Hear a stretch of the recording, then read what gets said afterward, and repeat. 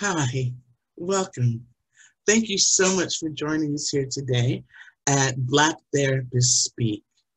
This is a gathering of therapists, Black therapists from both the United States and Canada who work in mental health and addictions with people who are dealing with the myriad of different life-altering events. We gather together and we just discuss the issues of the day. Right now, we're focused on the impact of COVID, the impact of the multitude of deaths that are happening within the Black community at the hands of the police. And we're dealing with intergenerational trauma and general cultural issues that pertain to Black wellness overall, but not specific and only to Black wellness. But I wanted to develop a platform for all of us to sort of gather together and share our wisdom, to share our experiences, and to let everybody know that we're here, we're educated and well-equipped to deal with the work at hand, to undo the issues of trauma and loss and abuse and neglect, silence, abandonment, mistreatment. We're here. And in fact, we as Black therapists, we speak. Thanks for joining.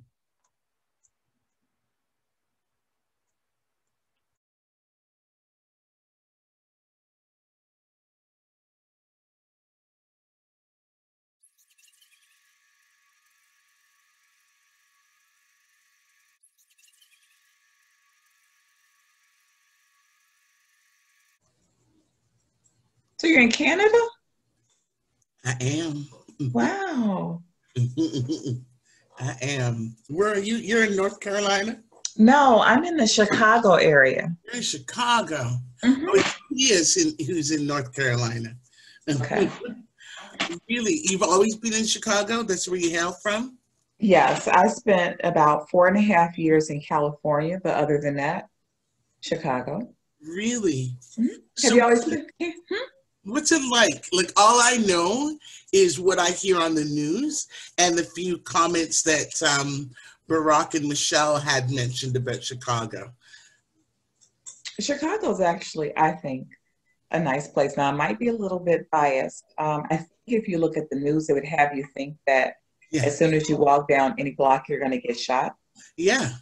The violence exists, but it's not where it's every part of the city.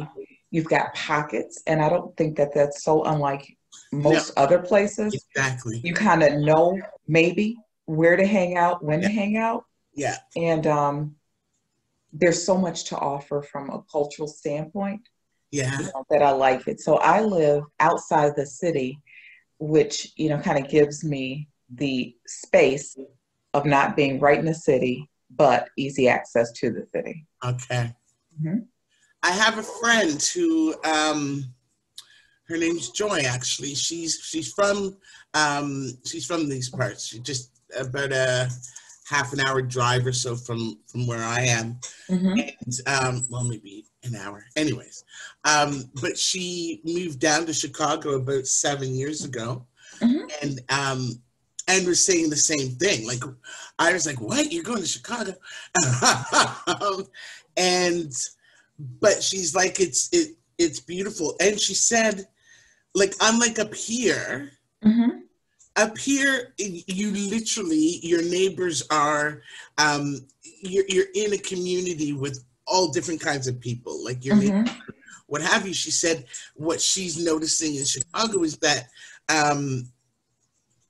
Black people stay together, Chinese people stay together. Like, there's not much like mixing and mingling, and so for her, like, she'll travel around with people who look just like her. Like, there's not And whereas up here, it's just not like that. Like everybody's well, no, yeah, it's everybody's mixed up. Um, you have little set like Chinatown, and Mm-hmm. you know, and Chinatown's pretty much the only one that's named properly, but everybody knows. Like this area you'll find the Jews, and this area you'll find the Italians, and so on and so on. Mm-hmm. But in spite of that, people just mix. Mm-hmm. And she said it's a little different in Chicago. It can be very segregated in Chicago. You have some areas that have more diversity, and those tend to be around perhaps like some of the universities, like Okay. the University of Chicago, which is in the Hyde Park area where President Obama lived. Okay. But it is definitely where it's like, well, this group lives here and that group lives there. But as a Black person in the city, there's a lot to offer from a cultural point. From music, like there are enough people that there are going to be music events, there are going to be museum exhibits, there are going to be concerts, there are going to be plays. All of that exists, and that's nice. You know, when I've lived other places, you just didn't. Well, you know, like in California, I was in San Diego. You just didn't have it to that degree. That's right. That's right. Mhm. Wow. And then, you know, people across all spectrums, you know, all walks of life. And so being able to say like that stereotypical Chicago person, there is none. Yes. And Yeah. it also tends to be, you know, it's a lot easier if you're from here, but Black Chicago is small. And so, you know, how they say 6 degrees of separation, Yeah. there aren't 6 degrees of separation. Like you talk to a person and you can probably find within two people some kind of connection. Oh, you're so and so's cousin. You went to this school or you went to that school. Oh, right Like on. a lot of us, our lives are just sort of interwoven. Excellent. Mm-hmm. That's beautiful. Mm-hmm. That's beautiful. Yeah, because when I hear Michelle, oh, here's Tia. When I hear Michelle even speaking about, and I call her name like she's my friend, but Mm-hmm. when I hear her even speaking about growing up and what it was like, um, you get that sense, and that um, I guess we kind of have that, but not in terms of like community. Mm-hmm. Um, yeah, not in terms of community. Now, granted, like when I grew up, like we played with all the neighbors and Mm-hmm. these sort of things, but like I say, it's all mixed up. Like so, Mm-hmm. it's not that you have a community identity. Mm-hmm. Well, you'd have a community identity, but you wouldn't have a cultural identity, if that makes Mm-hmm. sense. Mm-hmm. It So the does. community, like I'd be like, yeah, I'm from Fulgerwood, this area in Oakville. Mm-hmm. Oh, I'm from White Oaks.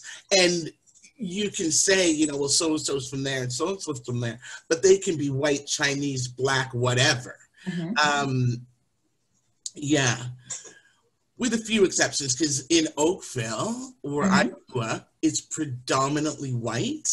And so us Black people, we knew all the families because there was only 5 when I was growing up. So Mm-hmm. we knew all the families and Mm-hmm. all the kids. Mm-hmm. Um, hello, Miss Tia. Hi, how are you? Hi. Okay, how are you? I'm good, good. We can only see your forehead. Really? Okay. Okay, can you see me now? Yes.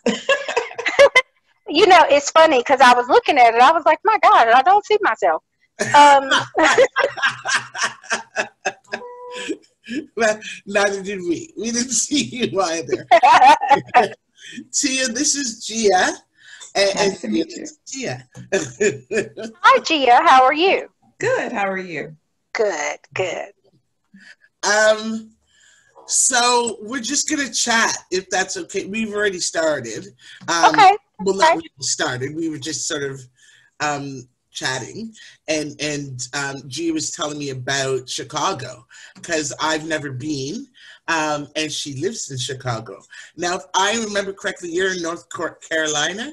Yes, I am. I grew up in High Point, North Carolina, which is where a lot of the furniture markets are held.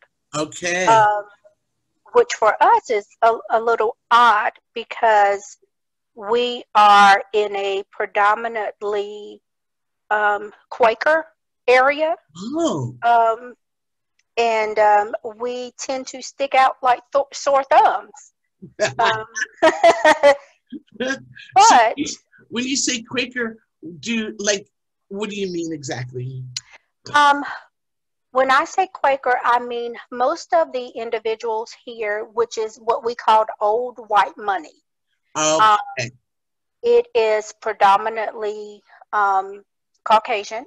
Yeah. The African Americans here, you tend to fall into one or two classes. You either are lower class, Yeah. or you are middle class. There is not too many of us that are upper class. Okay. And And how many of you are there, like comparatively?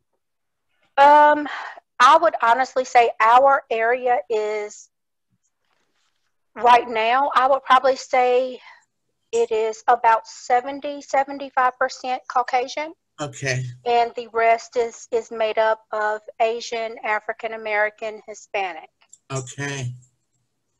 Since growing up in High Point, I have since moved to Winston-Salem, which is completely different for me. Okay. It's totally different social class. What do you mean? Because here in Winston, it is predominantly African American. Oh. Depending on which area you live in. Really? Yes. So I am now considered an upper, which before I never considered that. Yeah. So it's a little bit different for me, and it's a lot different for my children. Yeah. Because in High Point / Guilford County, my kids went to a predominantly Caucasian school. Yeah. And that is how they identified. Okay. Here in Winston, it's completely different. Yeah. My older son went to a predominantly African American school. Okay. And he had a struggle initially because he was not able to relate. That's right. Yeah. I understand that. I understand that perfectly. Yeah. Because I grew up in like the area that I grew up in and still live in, actually, is predominantly white. And so, or Caucasian, as you say. And so and what was odd, I'm always in this place of struggle where I identify in my own head and in my own self as Black and Jamaican because my parents are Jamaican, right? And that was our home. But in the community and in school and in, they saw me as Black and Jamaican as well. But they certainly didn't embrace me. And if I step over into, as I got older, I went to church and things, and in predominantly Black environments, they consider me white, like I'm whitewashed. And so I'm not embraced there. So when it didn't matter which camp I sat in, whether it's the Black camp or the white camp, I wasn't embraced. It's like, and then even I tossed in, identifying as Jamaican Canadian. If I go over to Jamaica, they're like, yeah, you're from foreign, you ain't Jamaican. And if I here, they're like, yeah, you're from foreign, you ain't Canadian. So it's like, it didn't matter where I sat or where I sit. There was always that struggle for identity, if that makes sense. It does. And it's odd that you say that because that's the conversation I had last night with a friend of mine in regards to my oldest son. My son is 23. When he was going in between middle and high school, he went through a spell of depression. And when I say depression, I mean this was a kid who was very outgoing, very social, loved life, to a child that would rarely speak and come out of his room. And for a long time, I couldn't understand why, because granted, I was a young mom and I really didn't get it at the time. But Yeah. he had a conversation with me a little while later, and he said, you know, you really did not get it. And I said, what do you mean? He said, I was never white enough for the white kids. He Yes. said, we never had that kind of money. He said, Yeah. and I was never black enough for the black kids That's right. because I was too smart and I had Yes. too much money. Yes. He said, in Wow. between, he said, I was considered an outcast. He Yeah. said, and even within our own family, because my family did not embrace him Oh. because they considered him the black white kid. Oh God. Yeah. Yeah. He said, so Yeah. it didn't matter where I went. He said, I was always considered just that kid. Yeah. Yeah. Other. Yeah. That Yes. was me too. And I couldn't speak the language, like the gym patois. I couldn't speak it. I can understand it without any problem, but I cannot speak it. And so, and I would try, and they would mock me and tell me to shut up and sit down, and you know, all those sort of things. So it's gathering your identity or figuring out who you are in the midst of these sort of dynamics is it's really challenging. It's really challenging. How do you fare now? How? Now he's still in the same boat, but he's learned to embrace who he is as a person. Excellent. You know, unfortunately, when it comes to dating and interacting with individuals that are like him, he still has somewhat of a struggle. Yeah. And I recall an instance where he was telling me, you know, for some reason, I still can't figure it out. Oh. He said, now, you know, looking at the world as it is today, he said, when people look at me, they see the black kid. You know, I have my low haircut, I have my tattoos. He said, you know, I present well. He said, but I'm still the kid that wears shorts and button downs in the wintertime. Yeah. So he said, you know, he doesn't understand the concept of going out to the rush to buy the Jordans. Yeah. Yeah. I mean, you know, in his life, you know, the best thing to him is a good pair of Sperry's. So he's really learning to embrace the skin that he's in. And it has been a long struggle for him. Yeah. Even when it comes to, you know, he and his friends told me, he said, you know, I can remember a conversation that you had with us in high school. He said, and you sat all of us down on the couch, and I did. I recall the conversation. I said, listen, when you guys leave my house, my son is still the brown kid. Oh.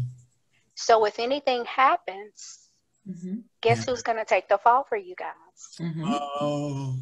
So when you make choices, when you walk out of my house, I want you to consider that he is not like you.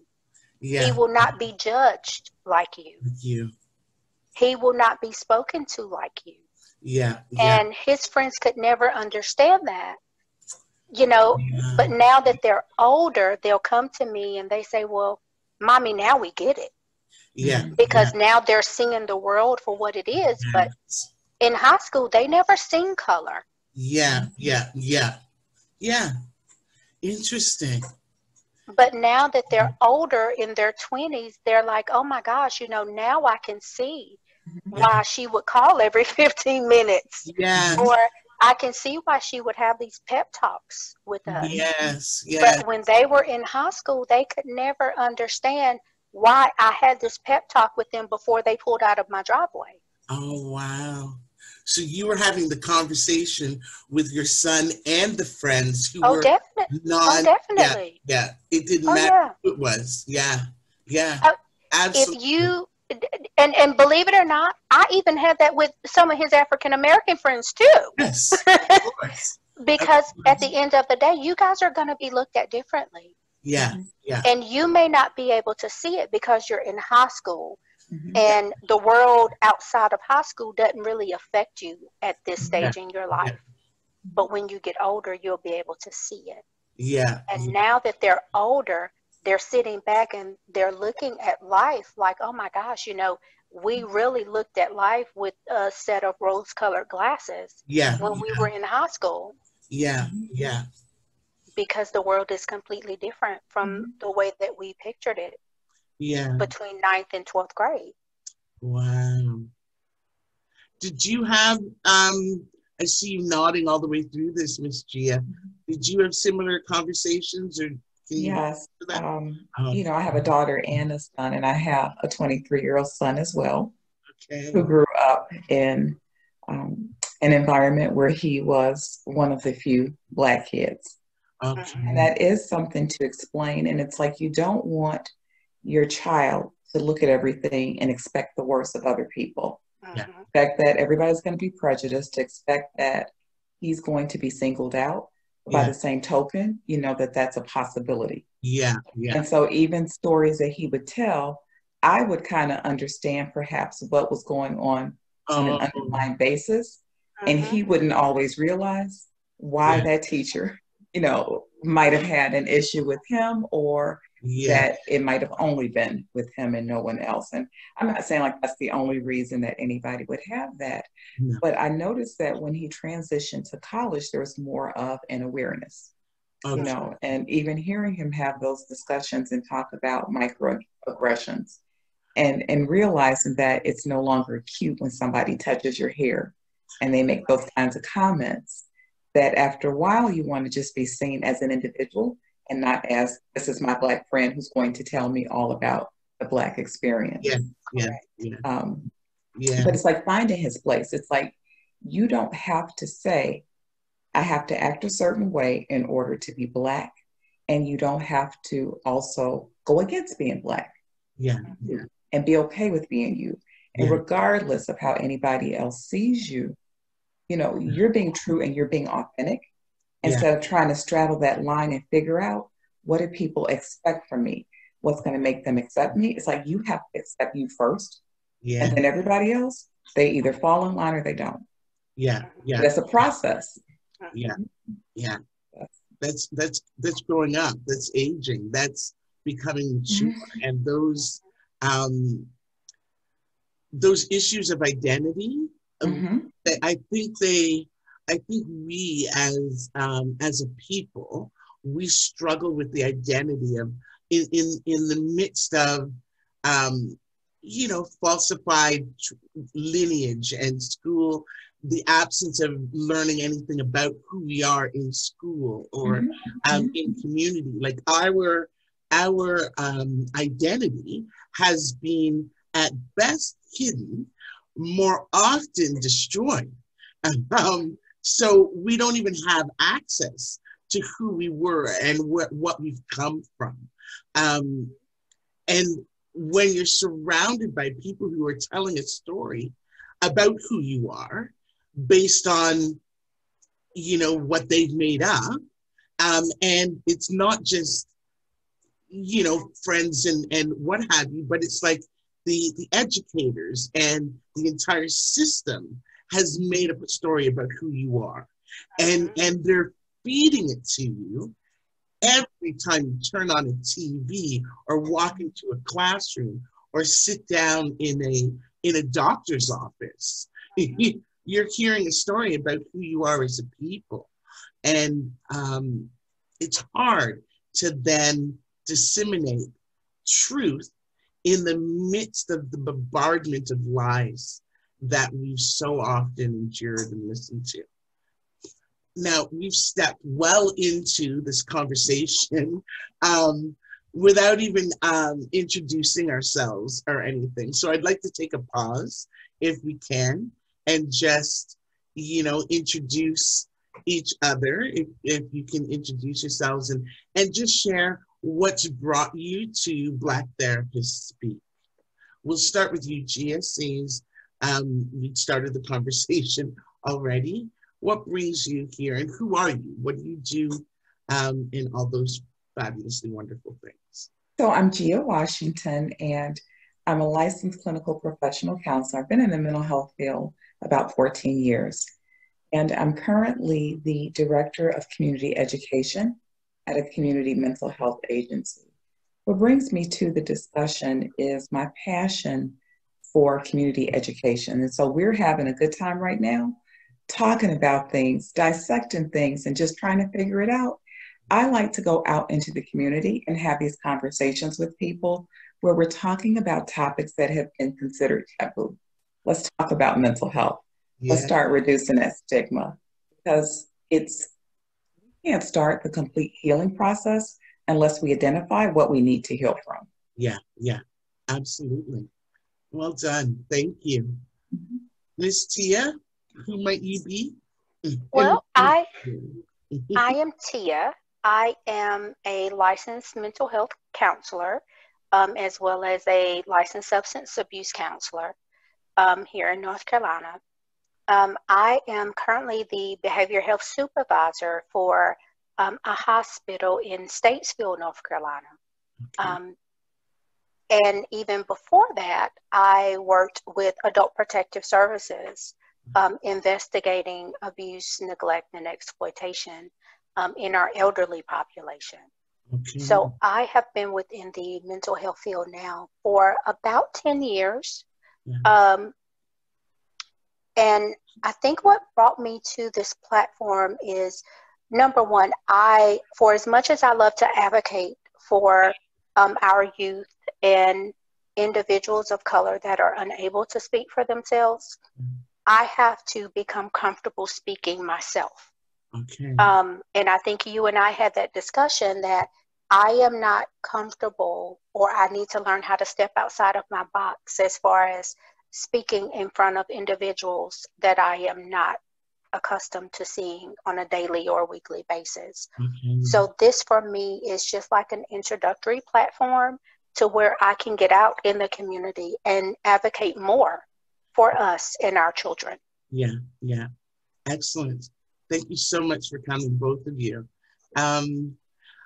We've already sort of begun speaking about identity and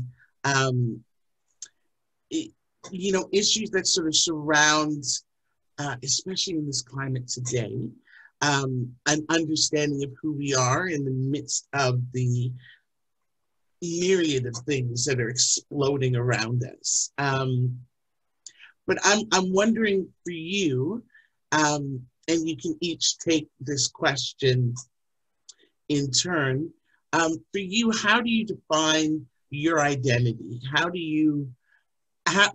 Was there a point in your progression as a therapist, as a counselor, that you came to understand who you were and what it is that you wanted to do and how it is that you formed the work that you do, if that makes sense at all? Either one of you, do you want me to? I'm not going to call on you individually. You guys can step up and speak.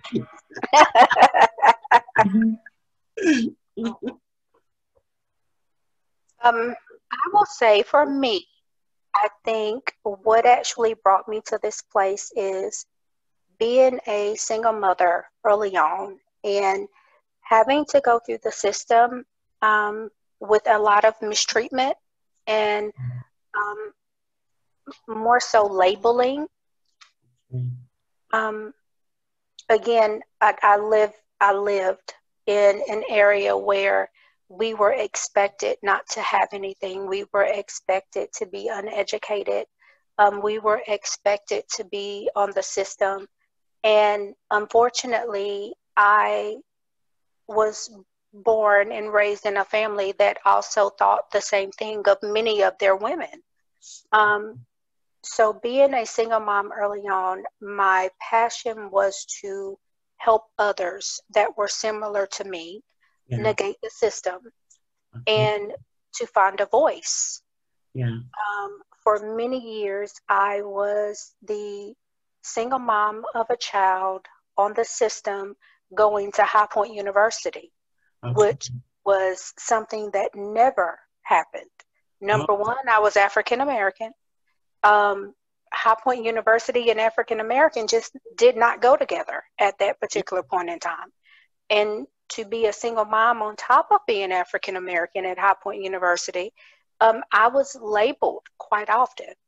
Oh, So for me, it was more so, let me try to help someone that experienced the same things that I did, or worse, yeah, um, just to prevent them from having the same sort of issues that I did. yeah, Um, I am one of those therapists that will admit that I love my therapist, yeah, yes, because I am still doing some healing as well. yeah, So if I can help individuals like me, yeah, young African American, single mother of 4 children, yeah, work 2 jobs, if I can help you maneuver that, yes, then that's just what I need to do. yeah, yeah, And it doesn't matter what your income is, it doesn't matter what type of insurance you have. If you have a need and, you know, the Lord puts it on my heart to help you, that's just what I'm going to do. yeah, yeah, yeah. Beautiful, beautiful. Yeah. So you um you reach out to people who've experienced life in the same way, that in similar ways that you have, to Mm-hmm. break free of the barriers that would have otherwise held you down. But Correct. since you found a way to come through, you're reaching back now and pulling others. Yes. That's beautiful. That's Yes. beautiful. Yeah. And, I try to look past a lot of the stereotypes that we have floating around, Yeah. because a lot of our younger children, a lot of our younger women, Yeah. they try to live out what they hear on the radio and in the rap songs, and not realizing that you have a child.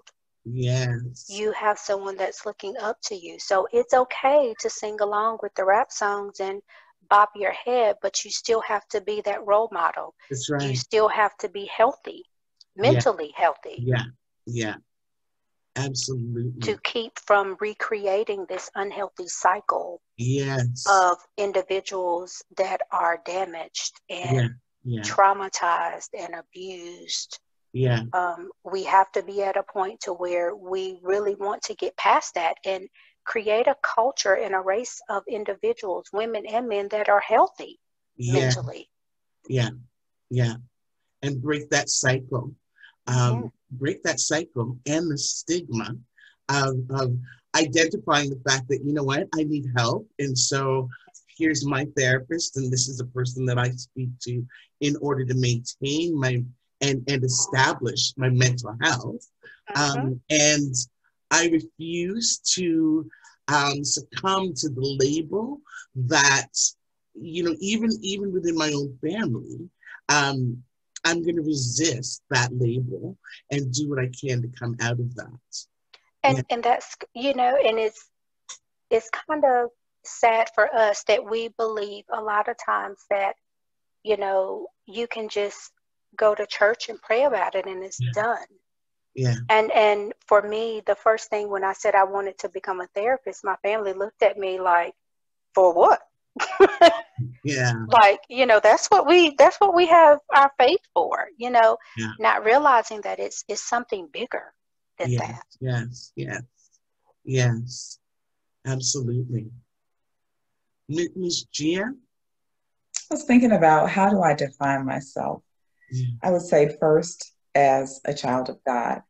And as a child of God, looking to live my life in a way where when I leave, I'm going to leave it a better place than it was before me, yeah, Hmm. with the hope that it'll be even better, as it continues to go on. yeah, Um, and so, with that, looking for a field where there was a sense of purpose, and I kind of started off earlier going the business route. I majored in business for undergrad, and in my mind, I was going to be this corporate person, so I'm working in the field and I'm unhappy, okay, where it's Sunday, I have to think about going to work.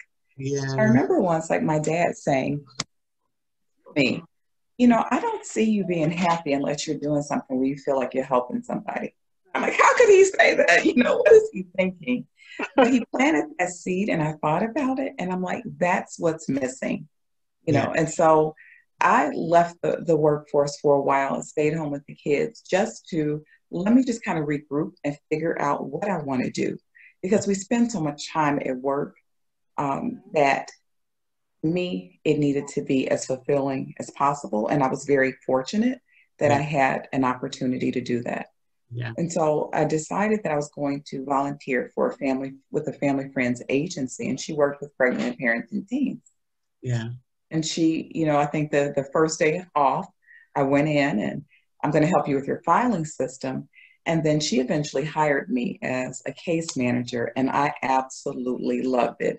I loved it, but I didn't have the training. Okay. Yeah. Yeah. And so when the family relocated, that was when I went back to school to study counseling psychology. And, you know, with that, it's really easy to sit and watch the news and point out everything that's wrong with the world. Mm-hmm. And we look at a lot of symptoms and it's like, oh, people are doing this. Oh, people are doing that. There's the violence, you know, there's the substance use. But at the core of it is the question of why. What is going on?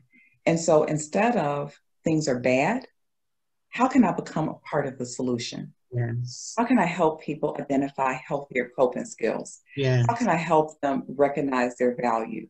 Yeah. And I'm not coming from an all-knowing standpoint where I'm perfect. I'm coming from a standpoint of I've struggled. Yeah. And if I can help you not struggle, and if you can figure it out a little bit earlier, hopefully your road will be a lot smoother. Yeah. Yeah. Excellent. Yeah. It's interesting how you deviated. I deviated too. I didn't realize that this is what I was supposed to do. Mm-hmm. And I was always struggling to fit in to other places. But even in those other places, they weren't designed to be this, but I would get there and this is what I do. Like I would immediately see problems. I'd immediately see challenges that people had and sit down and say, you know, you really need to talk with somebody and talk with them. And years of this was happening long before I knew that this was my calling. And then suddenly realized, and you know, I discredited what I do because it's effortless. Mm-hmm. It's effortless. And I always associated my profession with something that was challenging for me, like something I had to, and I don't mean that disrespectfully, Mm-hmm. but when you're actually flowing in your best self, in the essence of why you're actually here, it's effortless. And have you guys found that being a therapist, doing the work, I mean, not to minimize the challenges of things and that come before you, but your ability to see a way where others see no way, is that something that comes for you? I think so. Like I do a lot of community education. And so when I've taught a class and we've had good discussion, I walk away from that feeling energized. Yeah, absolutely. You too, Gia or Tia? Sorry. Yes. You know, since you say that, even when I have sessions with clients where I feel like I'm just having a heart to heart and I'm asking questions to dig deeper. And for me, like you said, it's effortless. But to them, it's almost like I have literally done a miracle job. And I'm just sitting there like, you know, for me, it's one of those things, it's just natural. Yeah. And I think whenever you get into something for the right reason, and that is your passion, and that's what you led to do, and that's what's placed on your heart, it's gonna be effortless, and it's one of those things that just comes natural. Yeah, absolutely. Can you I want to sort of dig into the actual work that you do, and can you give an example of a workday or a community event or like, give me an example of what a usual day might look like for you. So it has shifted with COVID. Yes. But with the community education, we do a lot of mental health training. So there are three trainers in my department, and we teach classes such as mental health first aid, the youth mental health first aid, QPR suicide prevention, and then we customize different training. So maybe they'll want something on mindfulness or on self-care, or maybe we'll pull out and do a training on depression or do a training on anxiety. Okay. And so shifting to a virtual platform has actually opened it up. So we're able to have people from anywhere in the United States, attend the different trainings. And what I enjoy most about that is having the different perspectives and different life experiences and coming together and learning from each other. Yeah. So like last night, I taught a QPR suicide prevention training. And people actually joined that training. I had someone from Saudi Arabia, a few people from the Philippines, and most of the people were out of Texas. Wow. And so when I know that people are going to be in other areas, such as I've done a couple in Canada, I'm able to now go and learn and study, well, what's going on with the suicide trends in Canada? And then every time I go and learn, I'm able to take that information and share it with other people. Yeah. So what it allows me to do is to continue to challenge myself and continue to learn and then continue to share, what it is I'm learning. So it's never going to be, okay, I've got it all down. Yeah. Everything changes, and it's that constant growth. Yeah. Excellent. Thank you. I love that because I'm a continuous learner. I love learning.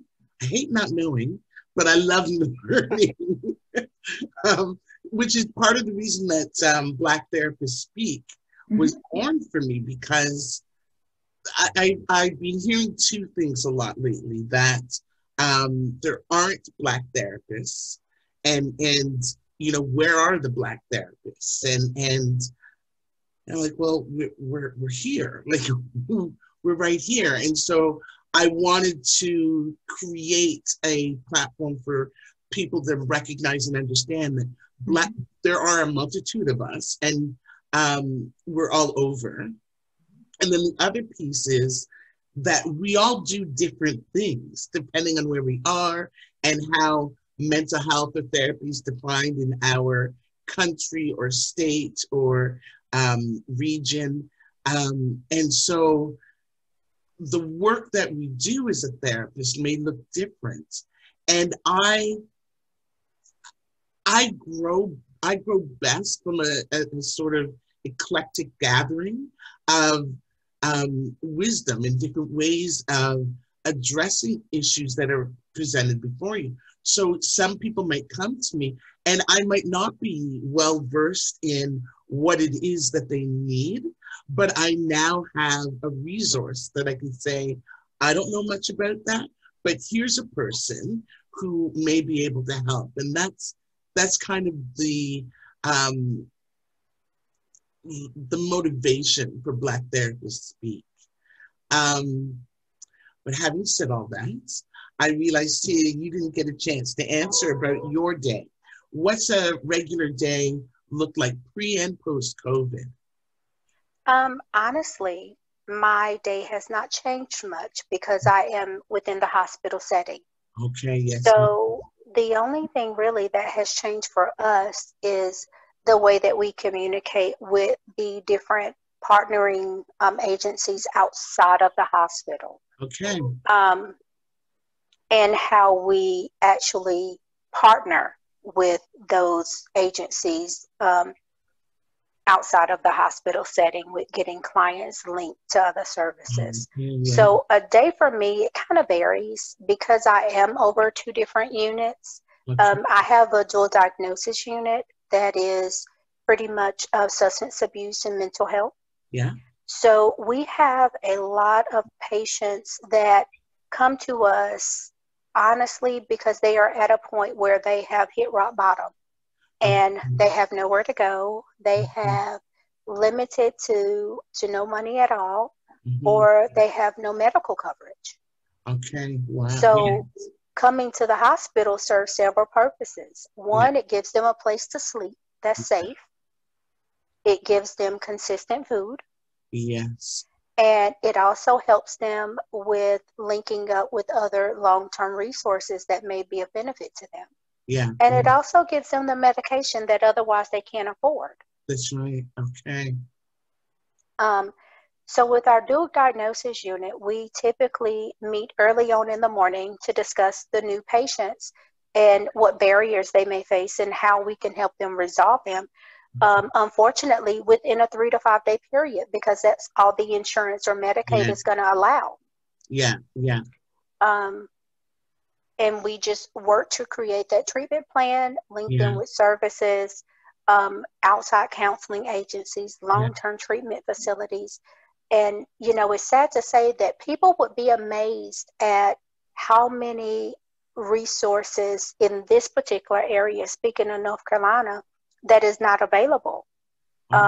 You either have to have an opiate addiction and want Suboxone or Subutex, Okay. or you have to be in a serious mental health crisis to get inpatient treatment. Okay. Because otherwise you're not able to. Really? So it's really difficult. So we find ourselves, for as sad as it is, sending people to homeless shelters. Yeah. Because there are no other resources available to them.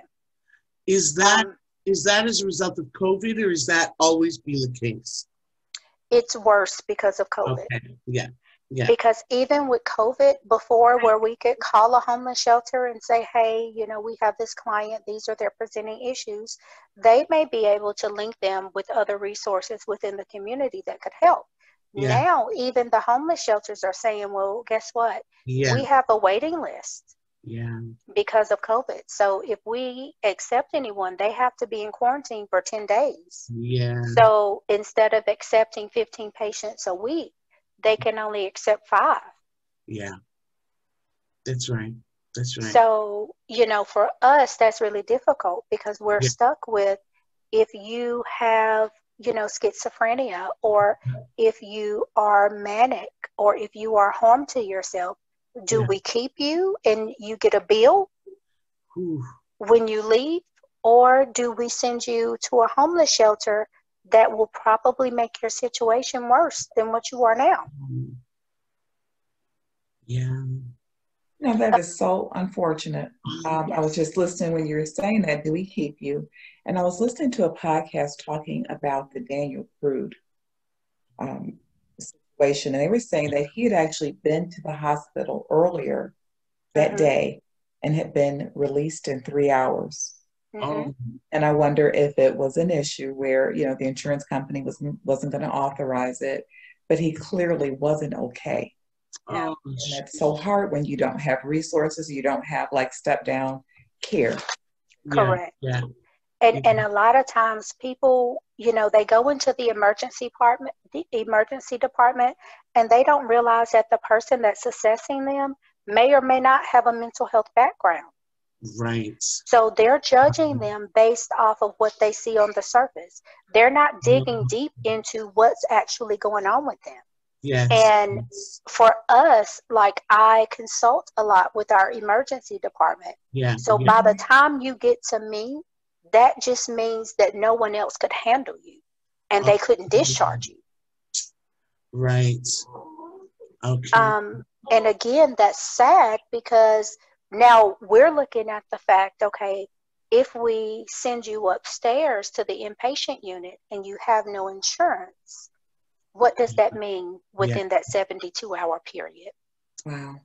And if we give you medication, what good is that medication going to do when you're discharged and you can't afford it? It's interesting.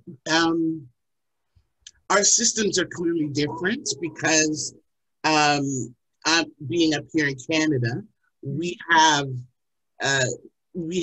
access, like we can send somebody to hospital or to like you won't go home with a bill. But we have similar barriers in terms of time.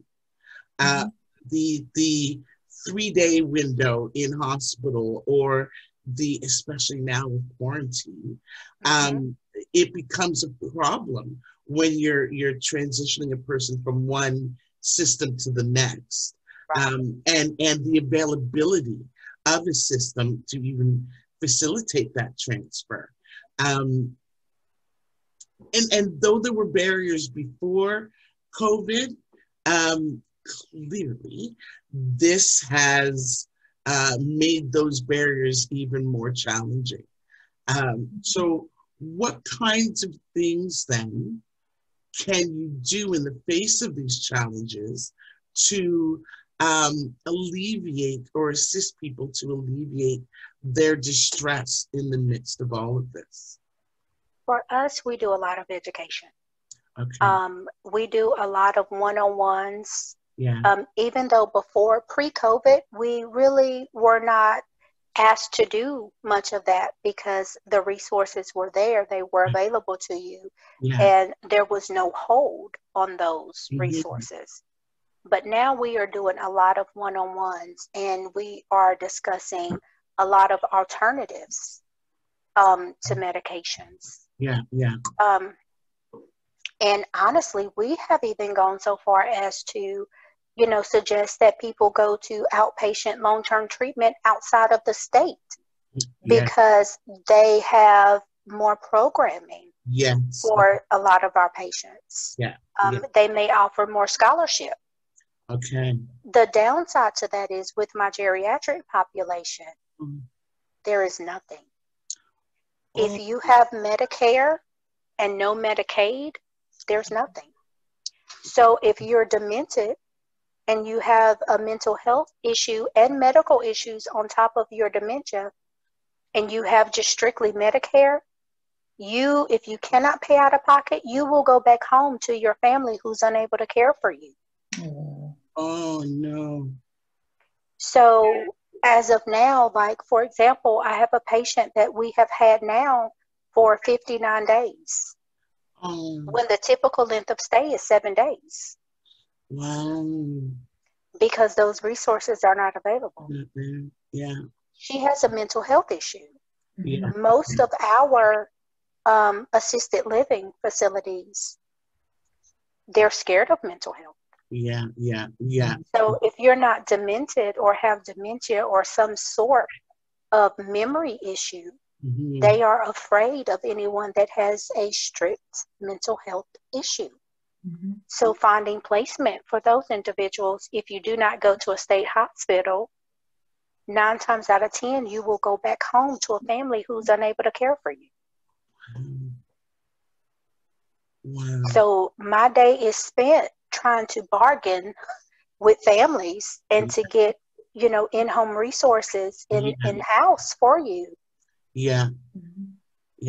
Otherwise, you're going to be in the hospital, and unfortunately, you're going to again receive a bill because insurance stopped paying within your first 7 days.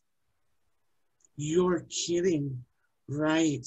So that 59 days means that they've got a bill right now for 52 days.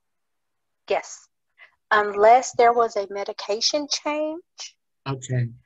Or if there was a change in behavior. Okay. Yes, ma'am, there is a bill. Holy. So what's tough about that is when you think about that in the context of COVID, where people are already worried about financial security. So some are going to probably make a decision to not take their loved ones in when they need help. Yeah. But then that's like that exposure of things just continuing to escalate. Yeah. Correct. Yeah. The part that's really sad for me is when you have patients that do not understand and they take it personal. So you have someone that has dementia that doesn't understand Now they're getting ready to go into a period of depression because they're thinking that their family, they don't want them, that they're useless. But in reality is that their family cannot take care of them. The resources are not there. The education for that particular disease is not there. And it's not that, you know, the care, the love and concern isn't present. Is that the education is not there. So now we're stuck in a cycle where we're treating you for dementia currently, but now we're going to have to start treating you for depression. Which is something that should have never have taken place. Depression and abandonment and isolation and rejection and all these perceived losses where you feel unloved and unaccepted and unwanted. And in the latter part of your life, like this is just awful. And then not to be able to get visits on top of that, because visitation has been restricted in the hospital setting because of COVID. So I have found myself having FaceTime visits with patients and their families on my personal tablet, because I don't want you to feel like your family doesn't care about you. And you should not go days at a time without seeing your husband or your daughter or your grandchildren just because you're in a hospital setting. Well, that's an impact. Sorry, No, you're fine. Go ahead. I was just thinking of that's an impact not only on that patient, but imagine how the family feels to not be there and to feel like I'm not getting any kind of closure or I've abandoned you, even though they're doing all that they can do. Correct. Awesome. And so, I've seen a number, in a number of my clients who they've actually born out of that stress and like just they're just it's not even you can't even just say guilt. It's beyond guilt.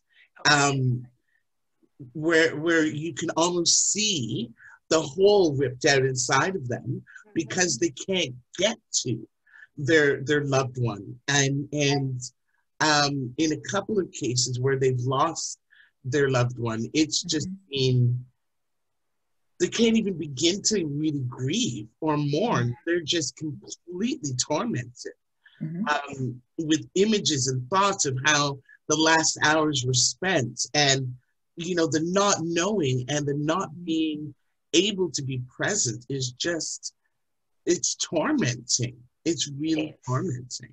It is. And unfortunately, we find a number of individuals that are not prepared for the family member that has a mental health or a memory care issue. So I find myself, because I complete a lot of guardianship petitions for our families, just because I can't send you to an attorney where they charge you $500 to do a guardianship petition that takes literally 30 minutes. So I find myself helping families do guardianship petitions because you have a patient who's demented that legally should be able to make decisions for themselves. So where we have found them placement, they choose not to sign themselves in because they want to go home, not realizing they can't. So we're stuck again in another cycle. So you have families that are just, and we especially as African Americans, we are not prepared for that. We are not educated on mental health advance directives, or we are not prepared on the guardianship petition once that family member is diagnosed with dementia.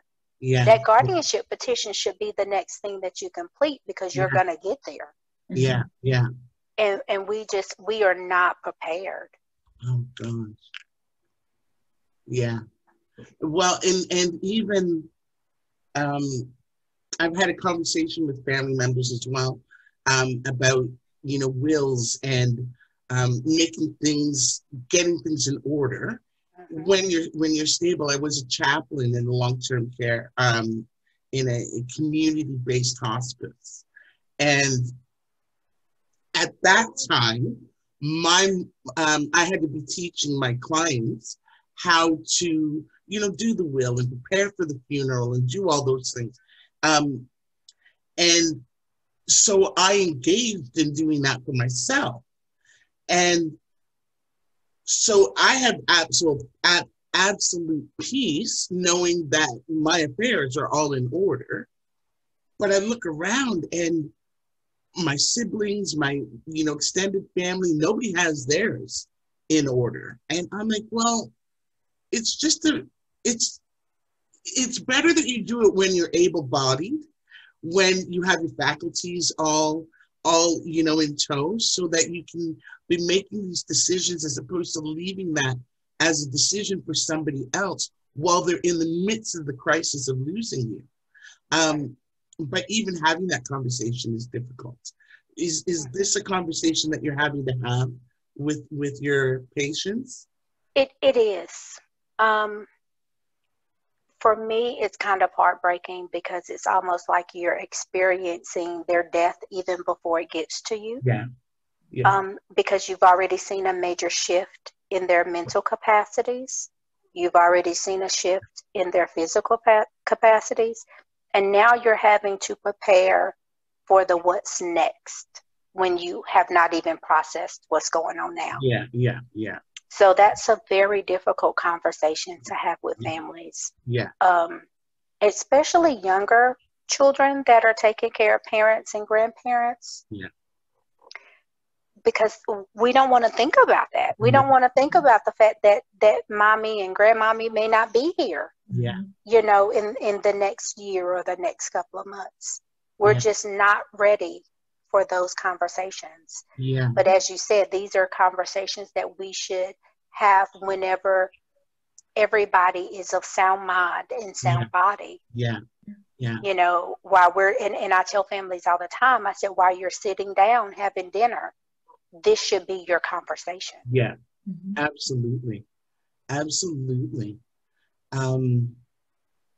Yeah, because otherwise it's a burden. Otherwise it's a burden, and it's a web to actually sort of navigate through, because you're thinking, if it's brought to you while in hospital, you're automatically thinking this is the end, and it may well be, but even still, it's at that point that you don't really want to be thinking about that, and you're not really in a position to be making the kinds of choices that you would otherwise. Like I tell my partner all the time about my plans for my funeral and money that, like, it's all paid for and all these, and I'm excited about it. He's not so much.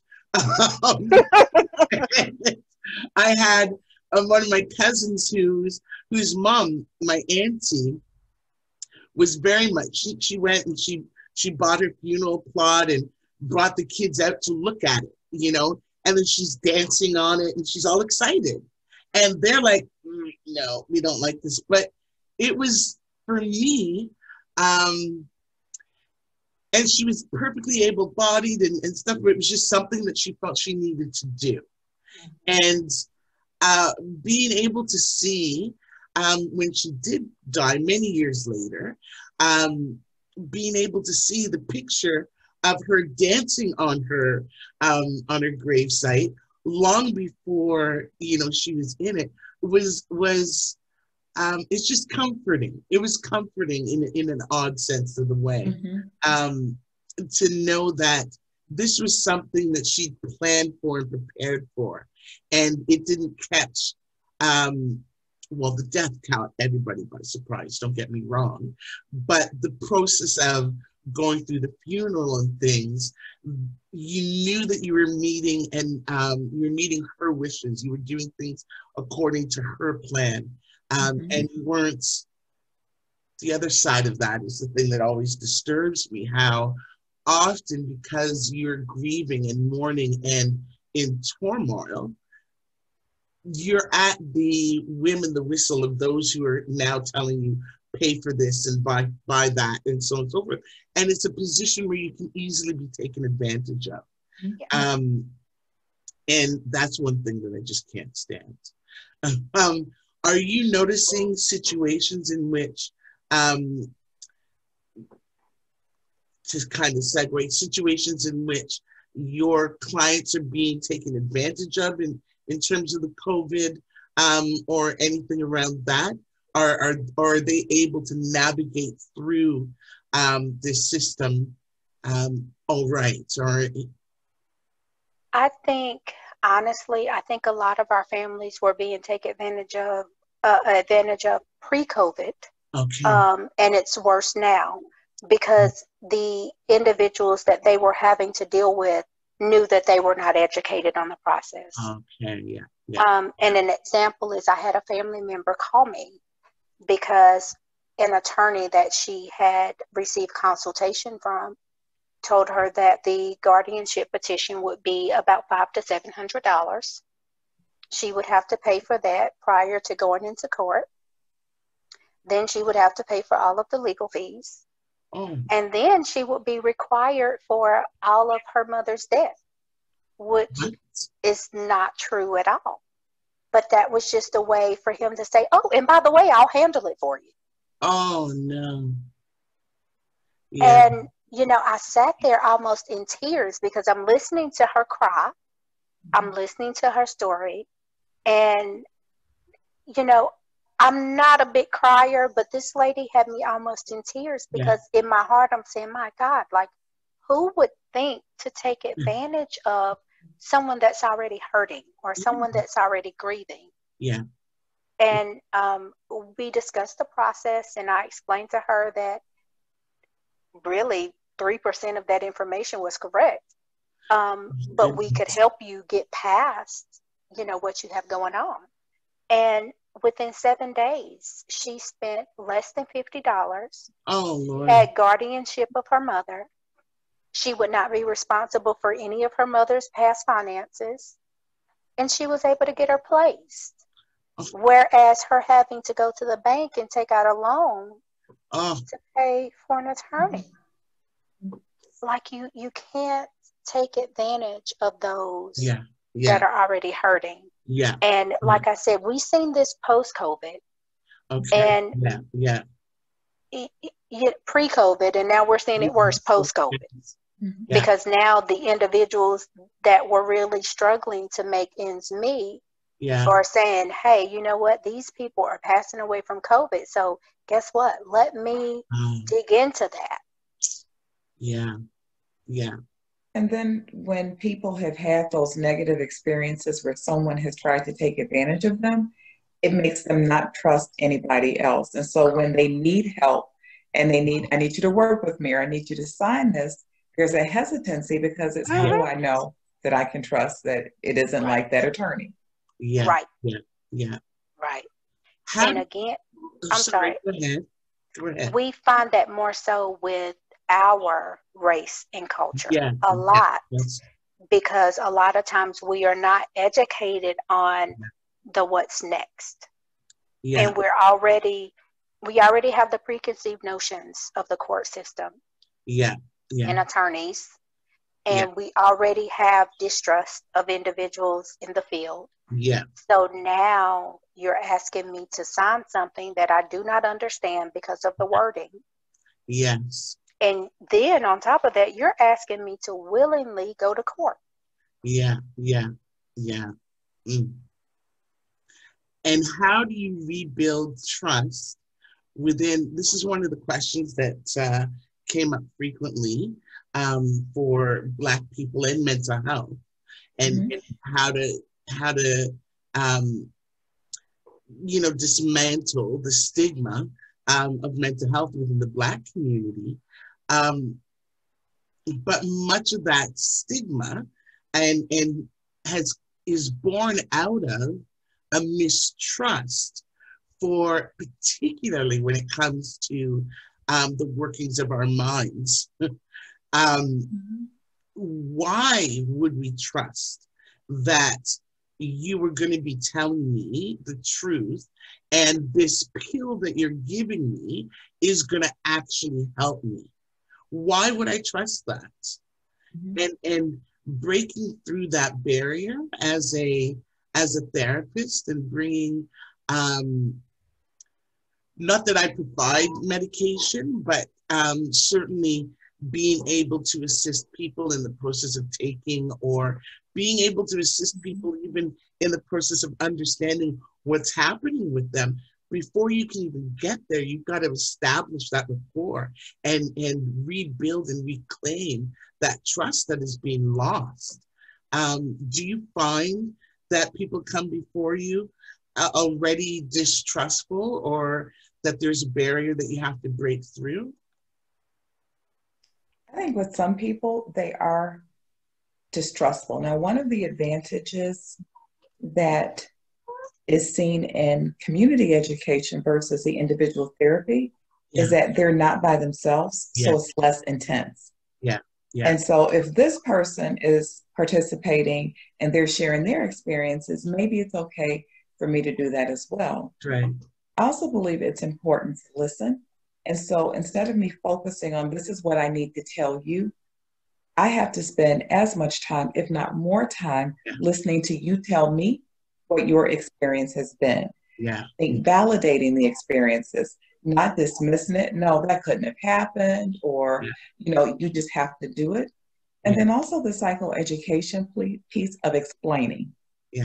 This is what a brain looks like when it's someone who's depressed. This is what a brain looks like when they aren't. This is why medication might be helpful. This is how medication works, but it's still your choice.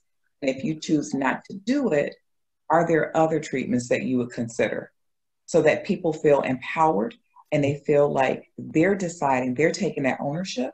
Because when you talk about recovery, they need to have that ownership anyway. And it's like not talking down, I'm going to say this so that you can understand it, but I also am going to give you credit that you're capable of understanding. Exactly. Like there's no need to use, okay, and this word and that, I want it to be as user-friendly and as plain as possible so that you can digest it and that you can understand it and you can make informed decisions. And also teaching people how to advocate for themselves, push back. If that medicine has a side effect that's uncomfortable, you don't just stop taking it. Push back and ask, can we change the dosage? What are my other options? Is this supposed to be happening even? Yes, absolutely. Do you find that a lot of times, even with individuals who prescribe medication, they do not encourage the patients to do their research on those medications that are being prescribed to them? I think that's the case. I think it's just take it, don't question me. And it isn't even always explained. And so like sometimes if you're given a prescription and you're still kind of shocked that you have to have a prescription, you can't even think of the questions to ask. It's when you get home that you start to think about, well, wait a minute, what are my alternatives? Or do I have to do this? Or how does this work? Or what is this supposed to do? And what is this exactly for? And why do I have to take so much? And when do I have to take it? And the floodgates of questions come when you're outside of that intimidating space, and outside of that power differential where you're just, okay, yes, sir, yes, ma'am, and yes, I'll take the prescription and I'll go get it filled and I'll do what you tell me to do, because they're literally telling you to do it. They're not engaging in a conversation about who you are as a full human being, not as a problem that's presented before you. And that's one of the things that I find really challenging when I meet somebody who's been through a system for a considerable length of time. Even their language has changed to, when I'm Kimberly Cato, who might you, oh, well, I'm schizophrenic. Well, what might your name be? Right? And they skip over all of who they are and just present what they have and what they've been diagnosed with. Because whenever they're sitting on the other side of this table, that's all they've come before. That's come before. And that's one of the things that I take great pride in dismantling. No, I want to know outside of this diagnosis and outside of this presenting problem, who are you? What are your likes? What are your wants? What are the things that excite you? What are you hoping to be able to accomplish in a week, in a day, in a year? What brought you joy when you were a kid? Those sort of things, finding the life in the individual and building their mental health from a strength base as opposed to building it from a diagnosis. Right. Is this something that resonates with you? Is it something that you practice as well in the That's work? the person first language, Yeah.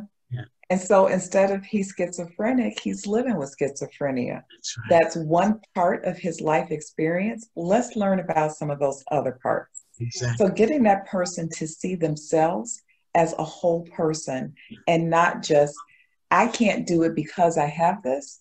It's, well, there are things you can do because you have these other assets. Yes. You have these other strengths. Yeah. And how do we use those strengths to help you sort of get past some of the challenges that you might face? Not dismissing it. It's just a matter of what are you going to choose to focus on? And do you even realize recovery is possible? Yes. Excellent. Any comments, Ms. Tia? I think you're correct. I think a lot of times people tend to identify themselves with their diagnosis. Yeah. And they tend to forget who they are, what they love, what excites them. Because everyone has kind of labeled them as, oh, she's very depressed and she's having a hard time. Yeah. Not necessarily as the person, well, she was full of life and we just have to figure out how to get her back to that. Yeah. And that's one thing that I am working on a patient now, working with her on. She broadcasts that she's depressed and she has anxiety. That's the first thing she tell people whenever she's introducing herself, as far as like her relationships with men. Okay. And my question to her when I first met her, I said, well, can you tell me what makes you feel like that's who you are? Yeah. But that's what she was told. That's right. That's what was ingrained in her. So now that she's learning that that's just one description, it doesn't necessarily define you. She's learning to enjoy the person who she is and who she's always been. Yes, absolutely. But I think people tend to carry the labels and the medication, and they either use it as a crutch or they use it to hold them back from experiencing life. When in reality, it should do neither one. Yeah. And that's no different from anybody else when you think about it, when you talk about how do we use crutches to hold ourselves back. So for others, it might be fear. I can't do this because, that's right. Or if only I had this. So it's really a common human experience. That's and right. if you explain it to people, like, this is a common human experience for us to almost like get in our own way, but also planting those seeds of hope. What would it look like if you didn't feel depressed? Yeah. Do you remember what it was like to have joy? You know, so that they have a goal to work towards, so they can start even considering life on the other side. Yeah. And that and dismantling that self-sabotage. Yes. And that negative mindset where nothing, you can't get past anything. And that's with or without a diagnosis. I work with people who are starting online practices, and getting outside of your mind and those self-limiting beliefs about, people don't like me, or I look this way or that way, and so I can't engage with this one or that one. And getting beyond those things, sort of uprooting the lies that literally hold us back from flourishing in the fullness of ourselves. And which brings us right back to where we started, essentially, about understanding your identity. Mm-hmm. And once you understand who you are and why you're here, and you lead with the strength of that foot, everything changes. Everything changes. The view of the world looks different. Even when it's negative, even when things are not positive around you, if you've got a full understanding of who you are as you sit, it's empowering. Have you guys encountered situations and work within the things that you do that you found really empowering?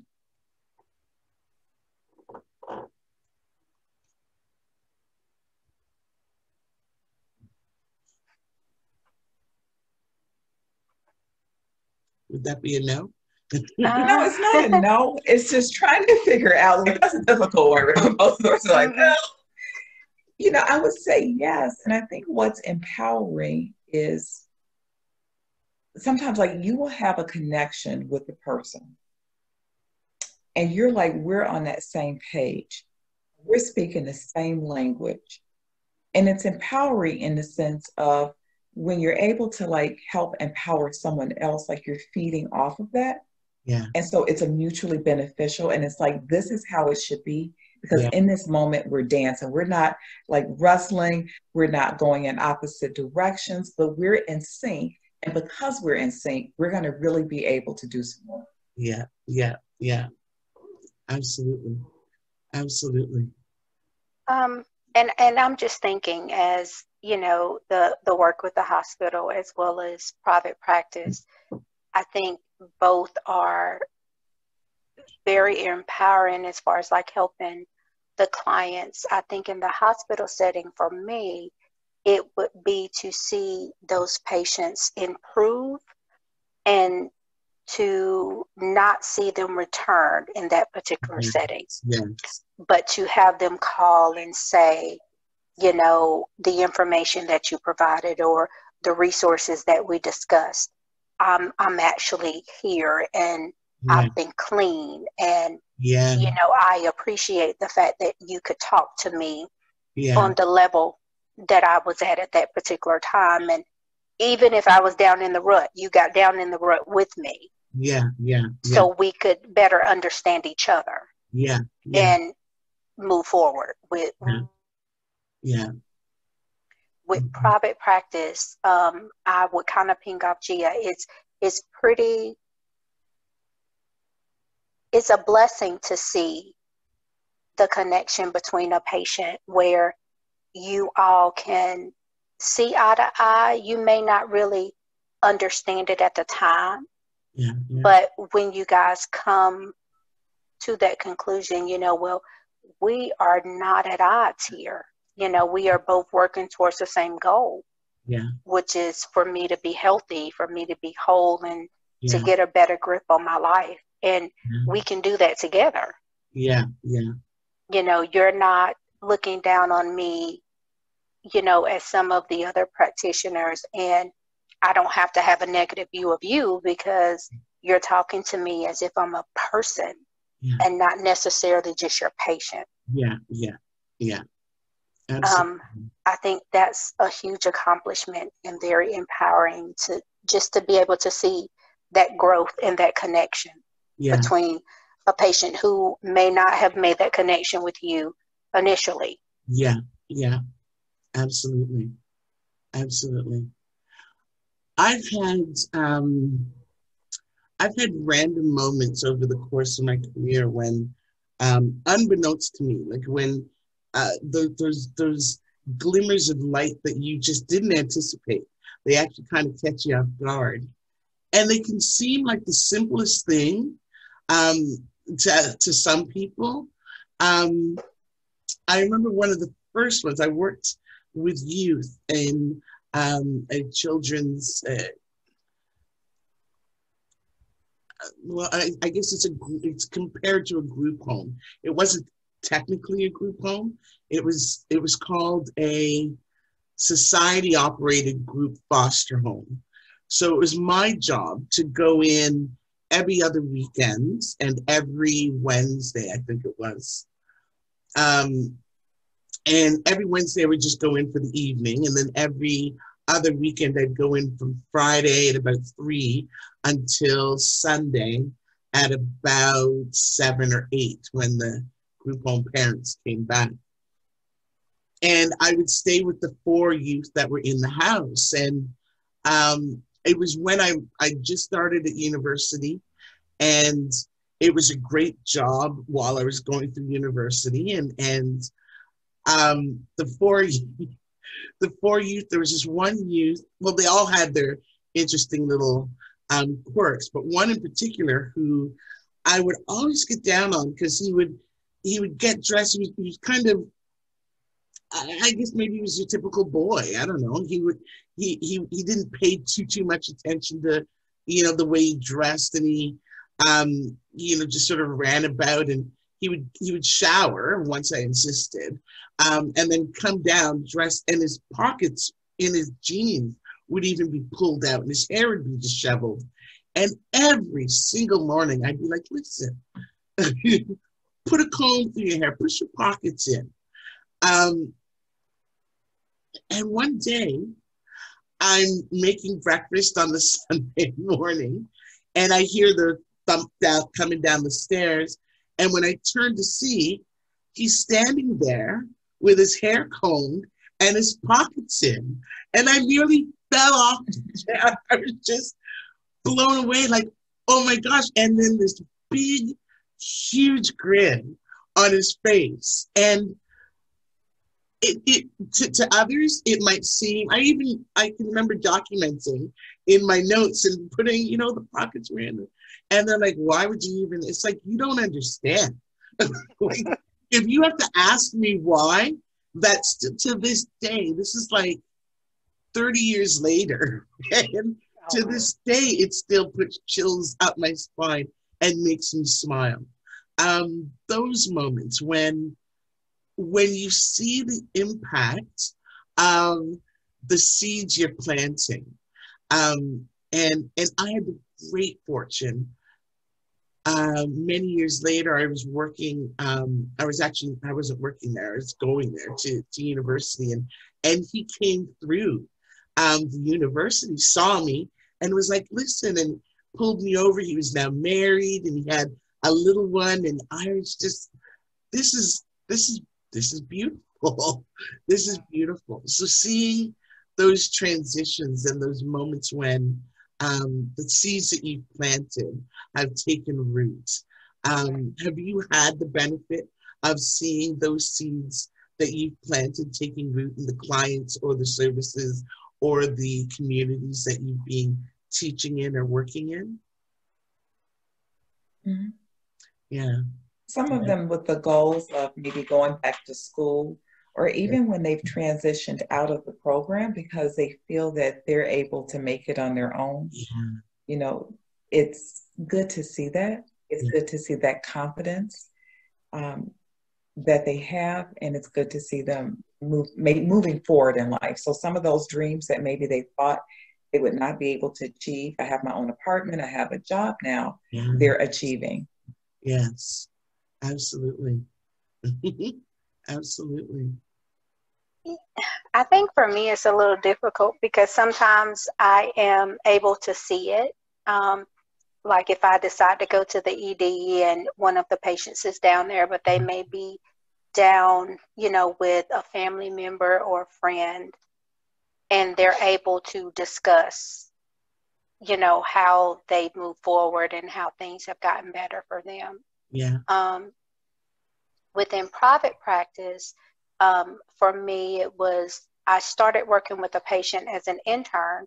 And when I started private practice, she actually found me. All right. And she told me, even as an intern, how she got through her divorce process. And build a more, I would say, a more positive relationship with her ex and his soon-to-be wife, as it relates to their children, compared to being angry and upset all the time. So I thought that was really a great thing for her, because I can remember when she was very angry, she was very bitter. More so than not, she was hurt, because her children were taken in the process. So she started out as a stay-at-home mom, and that's how she identified. And to have those girls ripped from her, and the identity that she had created all of those years is now gone. And she's having to figure out who she is from the ground up almost now. Because the stay-at-home mom is no longer there. So just to see her say, that they have built a fairly decent relationship. They are able to communicate. She's not angry. She's actually engaged and in a relationship herself. It was great to be able to see that. Absolutely. Transitions are awesome. Like being able to witness that transformation. It's brilliant. I wanted to ask, I'm asking everybody that I speak with this one question. And it's in regards to the passing of Chadwick Boseman. Did that impact you or the work that you do in any way? Or do you have any thoughts on his passing? I thought it was sad. And I enjoyed Black Panther. As a movie. I think that he's a talented actor. I think that part of the reason it impacted me was that it was so unexpected. And the movie Black Panther was very empowering. And so it felt almost like, wow, there's a loss of this positive image that people look up to, a role model that's no longer there. How are the children going to adjust? In terms of the work that I do, people brought it up. And it was almost like they were grieving a loved one. This was a loss that I feel others are going to be able to relate to. So we're, gathered together, in our mourning his loss. But it was also empowering from the standpoint of nobody had anything negative to say about him. And it's like he lived a life where he was respected, where, he conducted himself in such a way that when he's gone, the only stories are those positive stories of the impact he made. And so then that was like a motivator of, let me live my life in a way, let me check in to see if I'm on track. So that when I'm no longer around. Yes. I had a similar experience as well. Absolutely. Miss Tia, did his passing impact you or your clients at all? I think it was more so me on a personal level, not necessarily my clients, only because, my daughter's 9, one of my boys is 13, and we all went to see the movie together. So for them, to them, it was almost like that was a family member to them. They talk about Black Panther as if they were there when it was made. So for us, it was more so personal because they took it as a personal loss. Like, okay, so whenever Black Panther 2 comes out, who are we going to look at? Who's going to be there to fill his shoes? And like Gia said, there was nothing negative. Like, no one could dig up anything negative of him. Not of his wife, not of his family. I mean, anything. And he's from South Carolina, and he was in a portion of South Carolina that was not where people of color flourished. Because that area was more so, if you live there, you don't typically grow up and grow out.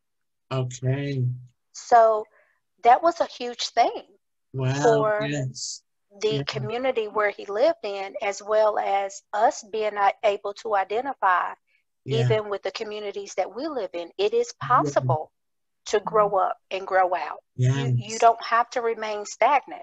You don't have to live by the words of other people to say that you're not going to be anything, or you're not going to grow past who your culture say that you're going to be. You know, anything is possible beyond what you could probably fathom. If that's what you want. So for him, he wanted better. He's seen better, and that's what he worked towards. And I think that's something that gave me a conversation for my children. That's right. If that's something that your heart desires, let's work on that. That's right. That's right. I mean, I think as a culture, that was a huge personal loss. Because so many negative things can be said about us, but that was one individual where you not once seen a negative story cross Facebook, the news, or Twitter, or anything. No, not at all. Not at all. He lived his life in an exemplary manner, and represented Blackness in a way that few have ever done before. And well, in fact, especially when you're talking Black Panther, there's never been a male superhero. And he took that character and displayed that character in his life. He really did. I remember I run a group on Friday evenings, and it runs late, and after the group I always summarize things and send off a little message, and I close the group. It's about 10:30 on Friday evening, and then all these alerts start popping on my computer. I'm like, what is this? And I was gutted, like devastated. Like, what? This cannot be true. And then found that it was true, and it must have been about 3:30 or 4 in the morning before I could go to sleep. Just going over the things that he did, and the way there was no sign of this, and then out of all of that, I was left with similar to what both of you said. I was left with this notion that in the midst of adversity, he was able to produce excellence, true excellence. So much so that we focused so much on the excellence, we had no indication of adversity. And that's so, especially right now in this time where we are wrestling COVID and racial unrest and this reckoning and jostling for our Blackness and our identity in the midst of this adversity. It's almost like his passing gives rise to the intention to live in a life of excellence. And in spite of all the stuff that we're going through, to live a life that is excellent. And, not let the world define us, but we define who we are and present that definition to the world. And so in that, what is the impact for you, or the outpouring for you after George Floyd? And when I say George Floyd, I don't mean just his passing and his murder, because we have multitudes of slain Black people over the history. And but definitely from that point on, we've had a literal worldwide reckoning that I've never seen before. And I'm wondering how that's impacted you, and what your thoughts are on that. I think it was traumatic because I'm like, how many times do we have to watch Black people die over and over and over again? And that fear of being a mother of a son, of no matter what I tell him, when he goes out, how will he be viewed? And is his life going to be endangered just because? It was disheartening to hear that with all the different situations we had, that some people have chosen to, like, I'm going to blame the victim. Yeah. And if only he had done this, or if only they hadn't gone there, or if only. But there was also an awareness that, wow, maybe some people are treated differently. Mm-hmm. Maybe this shouldn't have happened. Yeah. But what, I was able to do was lead discussions at work to provide a platform for people to kind of discuss how they were feeling. Excellent. And with those, it was also, we have to talk, and some are like, well, I don't want to say anything because I don't know what to say. We have to give people an opportunity to express their hurt. Yeah. And we have to be able to receive it. But the other side of that is, if someone doesn't have the perfect words, we have to be able to teach and say, this is how I felt when you said that, instead of shutting down the communication and getting mad. Because people will never learn if we don't teach them. It shouldn't be the responsibility to teach. But if my goal is to have a more educated community, then what can I do to create that more educated community? Yeah. Absolutely. Miss Tia? I think for me, it was more so awareness of the world that we live in. I think with the current president that we have in that administration, I think we had become accustomed to the way that things were. Mm-hmm. And situations like this brought to the forefront gave us an opportunity to see, oh my gosh, this is the way that things really are. And we, to some degree, had turned a blind eye to it. We knew that it was there, but it wasn't discussed because it was not on the forefront of the news or Facebook or whatever kind of social media platform. So for me, it was a lot of the awareness. There was quite a bit of fear because I am the mother of 3 boys who fits many descriptions. Yes. And they do not fit within a certain box. Yeah. So for me, it's whenever you walk out my door, who's going to approach you or who's going to provoke you to prove their point. Mm-hmm. And again, because of the area that I live in, just not even 4 miles from where I am, there's a man that has a noose hanging in his yard, and it literally says, "You may be next." Mm-hmm. So for me, when my kids walk out of my house, a great deal of fear is there. Absolutely. As well as quite a bit of hurt, because I know at any given point in time, it could be my baby. Yeah. And I could be that mother that is on that TV crying and trying to search for answers that I will not get. Mm-hmm. Yeah. Unfortunately, I cannot have conversations such as this at a work platform. Yeah. because of the area that I work in, I am the only African American person in a leadership role. Yeah. Yeah.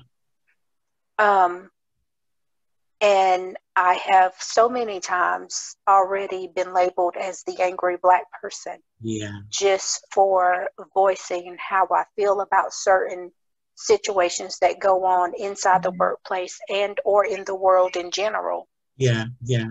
Yeah. So I am very limited as to what I can say and how I say it. Yeah. But I will say the situations with George Floyd and so many others, the awareness and the fear and the hurt is there more so than anything for me. Yeah. Yeah. And just to see that fear in my son, my 13-year-old in particular, because his question to me, we had a conversation about, you know, Black men already having 3 strikes against them, basically. Yeah. And I explained to my son, I said, listen, I said, you're of darker skin tone. I said, and that means a lot to some people. Yeah. You know, to us, it doesn't matter. Yeah. But you are of darker skin tone. You have dreads and you have tattoos. Yeah. And my 13-year-old, who is of lighter skin tone, he said, Mommy, what do you mean? He said, I don't understand. Yeah. Like, why should anyone look at me differently, or why should someone treat me any differently? He said, because I don't hurt anyone. Yeah. So my conversation with him was that it's not that you intentionally hurt anyone. It's already what they perceive you to do. Yeah. Yeah.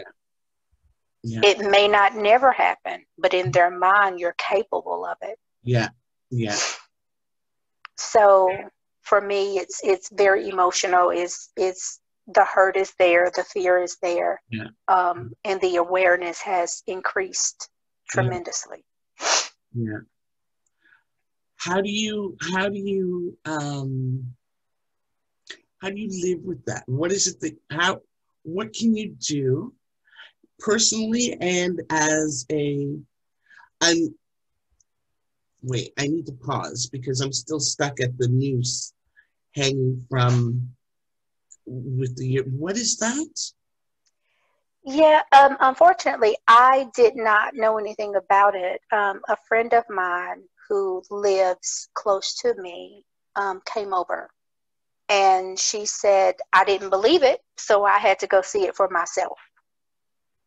And sure enough, it's there. I'm not sure if he's taken the sign down, but I know the noose was still there as of about a week or 2 ago. Good Lord.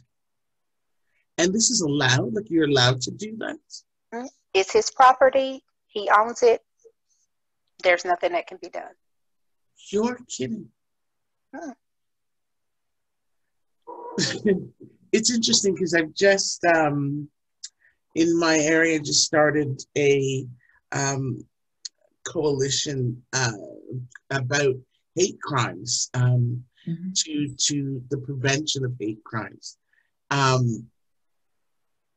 And we get a lot of the discussion, you know, that, oh, it doesn't happen here. But, you know, things do happen here. But they won't label them as a hate crime. Right? They just sort of pretend, oh, you know, it's just kids being kids, or it's just, oh, it doesn't mean that, or it's not that. They'll put any other label to it, if they label it at all. But it's never a hate crime. And I don't understand how you can be, well, my hope is that in light of what's happening now in this season, that we will be able to identify that these things have a negative impact on a vast population of people, and it's just simply not okay. And so you can call it what you want. You can call it a hate crime, even if you don't. I don't care. You can call it whatever you want, but you need to take that freaking noose down. And there needs to be a real consequence for you even thinking you have the power and the ability to put that up and intentionally incite fear into people. Like, how can you look at that and see it in any way other than an intentional act of inciting fear? Unfortunately, it is more common here than what you would think. Yeah. Yeah. And it's sad to say that we have just become accustomed to it. Yeah. Which is a very sad thing. Yeah. Yeah. Yeah. Here too. Here too. Yeah. That hence this committee. And so, you know, last year we would not have been able to do this. 6 months ago, we would not have been able to do this. But while this window's open, I'm going to fly through it with as many things as I possibly can to cancel this nonsense. Because things genuinely need to change. And that's my response to what, that's my response to George Floyd and this current uprising. I sense and I feel that it's a literal window of opportunity to make change. And insofar as we let this window shut, I don't know if or even when it'll open again. So I'm even this platform, Black Therapists Speak, and being able to have open conversations about what is impacting the Black community, what is impacting therapists, what's impacting people in the white community, how the things that they do impact us, and being free in my conversations with people in a way that I never ever used to be, and just blatantly saying, well, this is not okay, and this is why it bothers me, and this is why you need to stop. And insofar as you choose not to, I cannot force you, but understand that this is the line that I am drawing, and you will not cross it. Right? And the story will stop. And that's changed dynamics with many friends. But that's okay for me. That's okay for me. Because that's unacceptable. That's unacceptable. Yeah. So, in closing, is there anything else that you wanted to share that we haven't touched on as yet? About the things that you do, about actually, let me ask you, it's one of the questions that I would always ask my clients. If you had a magic wand or a wonderful marker, and you're able to craft a picture of the future for yourself, what would that look like? What would that look like professionally? What would that look like personally? We'll start with you, Tia. Honestly, I am not quite sure professionally because I'm still growing. Yeah. I would say professionally, I would hope to have a more diverse caseload, where I can educate more about the different things that go on within not only our culture, but the world in general, and how it affects our mental health. Yeah. And how that cycle kind of filters down to our children. A lot of times I think we forget about the residual effect of our issues kind of sliding down to affect our children. So for me, I would want to have more of an open platform where I can educate more, speak to younger populations a little bit more on how to learn how to be comfortable with the skin that they're in. Yeah. And embrace the skin that they're in, Mm-hmm. regardless to what they are told or taught. Yeah. In addition to allowing your God-given talent to take you farther than what someone else can impose on you. Yeah. Yeah. So professionally, I would love to educate a little bit more. Yeah. Just because I think in this area, we have no source of educating our youth. Education for us, as far as our youth is concerned, is done on the football and basketball court. Yeah. And not in a form that teaches them how to manage their mental health. Okay. Yeah.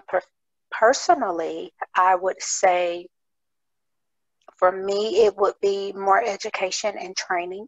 Mm-hmm. I would love to, which I am working on, improve my relationship with Christ, because I think that is the ultimate foundation of who I am.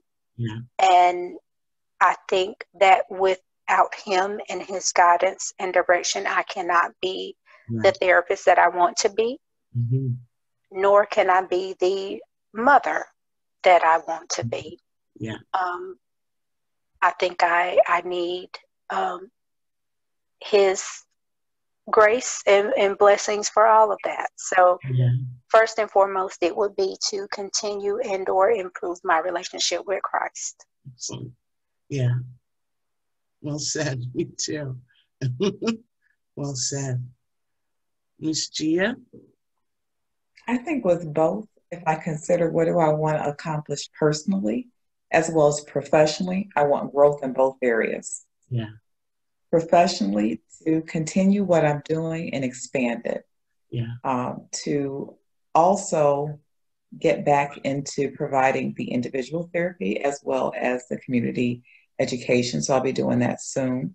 Excellent. And just personally to just really be focused.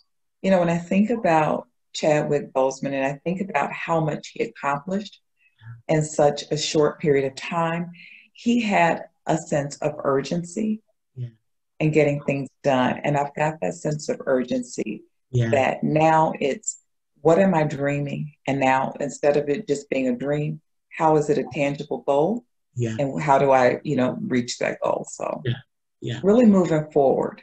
Yeah. Yeah. Yeah. There's one question I forgot to ask you, ladies, and it's important. What do you do for self-care? How do you care for your mental health? We'll start with you, Gia, because we started. I tap in. I have a really good support network, so I tap into my support network, people that I can call and debrief or talk to. And so instead of just carrying everything in and feeling like I have to do it all on my own, accessing those people that I know care about me, and those are the things that I do for them as well. Yeah, excellent. Yeah. Ms. Gia? I am a music lover. So I take my personal 15 minutes of time out and I will blast whatever hits my soul at the moment, be it if it's Jill Scott or Patti LaBelle. It's just whatever hits me at the moment. Yeah, yeah. And I also have a great network of individuals that it's funny. Sometimes I call them like my hit list. I can call them, and the rule is you don't say anything. You do not respond unless I ask you to, but I spill out everything that's on my heart and in my mind. Yeah. And I hang up. Yeah, yeah. Because sometimes it's just best for me to get it out and not necessarily look for a response or solution. I can come up with that myself, but I have, 4 great friends, 2 of them being therapists, that I just call and I say, okay, this is just your time to listen. And once I finish, I hang up. Yeah. And they do the same for me. Like, I'm having a hard day. I just need for you to listen. Yeah. And once I get it out, we're done. Excellent. Excellent. If there needs to be some processing in there, we'll discuss that. Yeah. But for the most part, I think we just need to get it out sometimes. Yeah. And we can process it on our own. But if it's on our heart and it's bothering us, just having that person that will listen. Yeah. And not offer any kind of advice. Just hear my heart for this particular moment. Yeah. Yeah. Excellent. Excellent. Ladies, thank you so very much. Thank for you. being here today on Black Therapists Speak, and for sharing your hearts, and for sharing your truth. And I look forward to having y'all again at another point. But today was really beautiful, and I appreciate you. I'm really happy to learn what you're doing there in Chicago, and Miss Gia, and what you're doing there, Miss Tia, in North Carolina. And thank you. Thank you. Appreciate you providing this platform. Yes. Thank you as well for getting me out of my box. Absolutely. Absolutely. I have greatly appreciated this experience. So thank you both. Yeah. Thank you. It was nice to meet you too, Tia. Yes. Nice to meet you both. Wonderful. So that'll be it for us here, but I'm gonna push stop.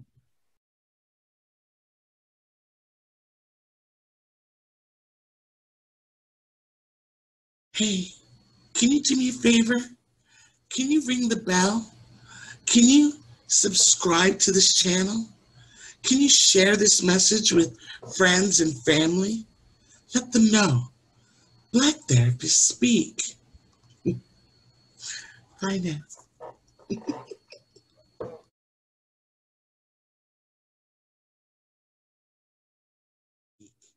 My name is Kimberly Cato, and I'm the registered psychotherapist and CEO of True Roots Counseling Services, where we purpose to come alongside people who are overwhelmed and perhaps blindsided by life-altering circumstances, and give them tools and strategies designed to help them, transform their trauma into triumph.